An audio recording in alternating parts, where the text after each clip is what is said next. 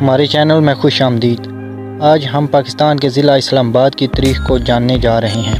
اسلام آباد پاکستان کا دارالحکومت ہے اور اپنی خوبصورتی، قدرتی مناظر، جدید فن تعمیر اور ثقافتی دولت کے لیے جانا جاتا ہے۔ تاہم بہت سے لوگ اسلام آباد کے ارد گرد کی دلچسپ تاریخ سے واقف نہیں ہوں گے۔ تو آئیں پاکستان کے ضلع اسلام آباد کی تاریخ پر نظر دوڑاتے ہیں۔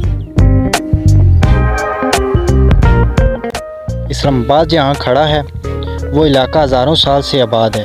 اس خطے پر مختلف سلطنتوں نے حکومت کی ہے، جن میں موریہ، فارسی اور مغل سلطنت شامل ہیں۔ ٹیکسلا کا قدیم شہر جو اسلام آباد کے قریب واقع ہے، قدیم دور میں علم اور تجارت کا ایک اہم مرکز تھا۔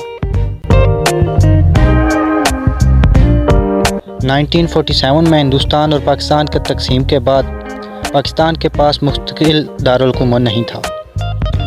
جب تک نیا دارالحکومت بنانے کا فیصلہ نہیں کیا گیا، کراچی عارضی دارالحکومت کے طور پر کام کرتا رہا۔ 1959 میں پاکستانی حکومت نے ایک نیا دارالحکومت بنانے کا فیصلہ کیا اور اسلام آباد کی سنگ بنیاد رکھی۔ اسلام آباد کی ڈیزائن اور تعمیرات کی قیادت یونانی ماہر تعمیرات نے کی۔ ڈیزائن 4 اہم راستوں اور کئی چھوٹی سڑکوں کے ساتھ گارڈ پیٹرنوں پر مبنی تھا۔ شہر کو جدید اور فعال دارالحکومت بنانے کے لیے بنایا گیا تھا، جس کے ڈیزائن میں سبز جگہیں اور پارکس شامل تھے۔ گزشتہ برسوں میں اسلام آباد مسلسل ترقی کرتا رہا۔ یہ شہر حکومت، تجارت اور تعلیم کا مرکز بن گیا۔ جدید انفرادی سٹرکچر اور سہولیات کی ترقی نے اسلام آباد کو سیاحوں اور غیر ملکیوں کے لیے ایک مقبول مقام بنا دیا ہے۔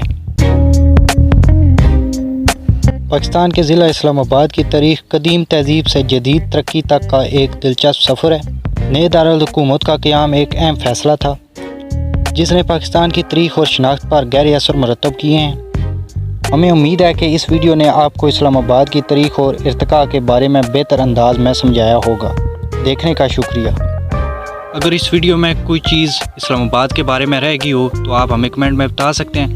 مزید ویڈیو دیکھنا چاہتے ہیں تو چینل کو سبسکرائب کیجیے گا۔ ویڈیو پسند ہے تو ویڈیو کو لائک کیجیے گا۔ Thank for watching. اللہ حافظ۔